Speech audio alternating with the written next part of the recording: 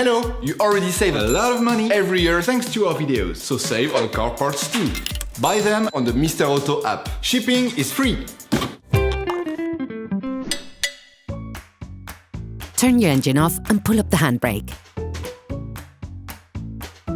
In order to change the outer tie rod end on your vehicle, you must lift the front of your vehicle and remove the wheels. This will give you full access to the steering system. Loosen the stud bolts on the front wheels, raise the front of the vehicle and put it into axle stands. We strongly suggest watching the tutorial, raising your vehicle safely before carrying out this step. You will then be able to take off the wheels. Don't forget to slide them under the vehicle. You can now see the outer tie rod end. These elements can often get jammed, so use a penetrating oil to facilitate the operation.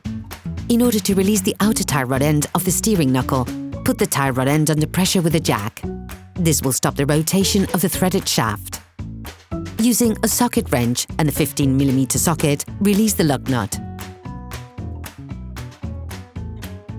With a wire brush, brush the threading of the axle joint to facilitate the loosening of the counter nut. With a marker, trace a line between the axle joint and the tie rod end. It will help later during the disassembly and reassembly process. Remove the jack to be able to extract the tie rod end from its location. It can happen that it's difficult to remove. You may therefore be required to use a hammer or a ball joint extractor. Paying close attention to the point of reference, unscrew the tie rod end, counting the number of turns necessary to extract the tie rod end. This will be needed during the reassembly process to get as close as possible to the original settings.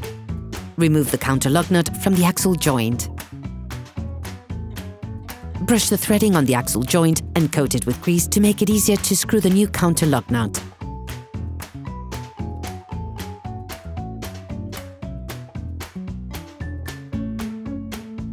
With a marker, trace the new previously identified reference points onto the new parts.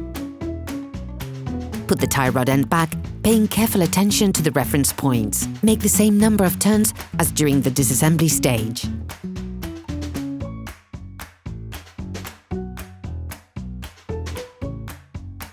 Create the area around the tie rod end, which will make future disassembly easier.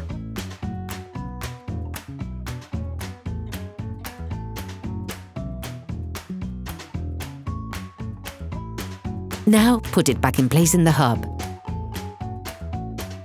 Reassemble the lug nut provided with the new part, all while keeping the tie rod end under pressure with a jack.